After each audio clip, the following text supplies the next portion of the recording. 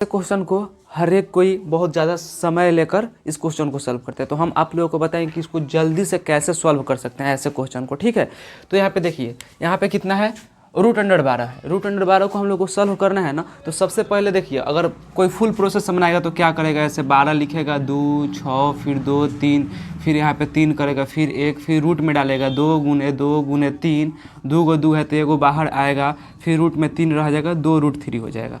ये हुआ full process. ठीक है, तो ये हुआ फुल प्रोसेस। लेकिन हम आपको अगर शॉर्ट तरीके से बताएं तो आप लोगों को सबसे पहले याद रखना पड़ेगा 10 या 20 तक स्क्वायर। स्क्वायर क्या होता है, वर्ग होता है। जिस संख्या का स्क्वायर पूछता है उसमें हम उसी से गुना करते हैं, उसी को वर्ग बोला जाता है। ठीक है, तो यहाँ पे समझिएगा 12 है, तो हम अपने मन में सोचेंगे कोई ऐसा वर्ग है जिसमें हम गुना करने पे 12 मंगा पाए। तो देखिए 4 है, 4 वर्ग होता है, 2 का वर्ग 4, और 4 में अगर हम 3 से गुना करते हैं तो 12 आ जाएगा ना। तो 4 है, जैसे 12 है तो हम इसको किस चीज़ में तोड़ सकते हैं, जिससे गुना करने पे 12 आ जाए, तो हम लोग तोड़ सकते हैं 4 में और 3 में।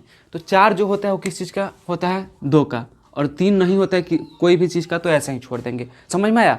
अब यहाँ पे क्वेश्चन समझिएगा, अगर बोल देगा कि √150, तो हम लोग को सबसे पहले समझना पड़ेगा क्या कि ये जो √150 है, कोई ऐसा संख्या है जिसका स्क्वायर का गुणज है। तो देखिए, अगर हम आप लोगों को बताएं तो आप लोग सोचिएगा 10 का स्क्वायर 100, और 100 में गुना करिएगा तो नहीं आएगा। 100 में मान लीजिए कोई भी संख्या से गुना कीजिएगा तो इतना नहीं आएगा। ठीक है, तो हम लोग इसके नीचे देखते हैं तो 5 का स्क्वायर होता है 25, और 25 में 6 से गुना करने पे 125 आता है। तो हम इसको जो है लिख सकते हैं क्या, 25 कितना का स्क्वायर होता है, 5 का, तो यहाँ पे 5 लिखेंगे और √6 लगा देंगे। इसका आंसर यही हो जाएगा। फिर 24 समझिए, कुछ ऐसा संख्या है जिसमें मतलब कोई ऐसा वर्ग है जिसमें हम क्या करें कि कोई ऐसा वर्ग है जिसमें हम कोई संख्या से गुना कर दें कि √24 आ जाए, या फिर 24 सिर्फ आ जाए। तो देखिए, अगर हम लोग 4 में गुना करते हैं 6 से तो आ जाएगा, 8 में 3 से करते हैं तो आ जाएगा, लेकिन 8 जो है ना वो पूर्ण वर्ग नहीं है,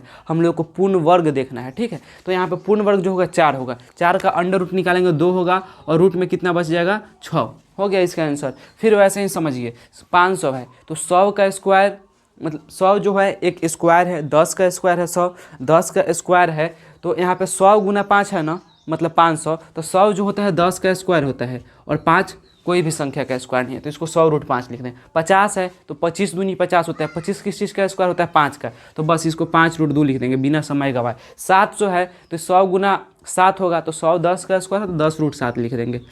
यहाँ पे 800 है, तो 800 जो है ना 100 × 8 है, लेकिन 8 जो है वो भी 4 × 2 में टूट सकता है। इसका मतलब हम इसको 400 × 2 लिख सकते हैं। ठीक है, तो 400 × 2 लिख देंगे, तो 420 का स्क्वायर होता है, और √2 का √2 हो जाएगा, तो 20√2 हो जाएगा आंसर। समझ में आया? अब आप लोगों को बताना है कि 9 8 अगर ए रूट में है इतना, तो इसको हम लोग कैसे ऐसे लिख सकते हैं।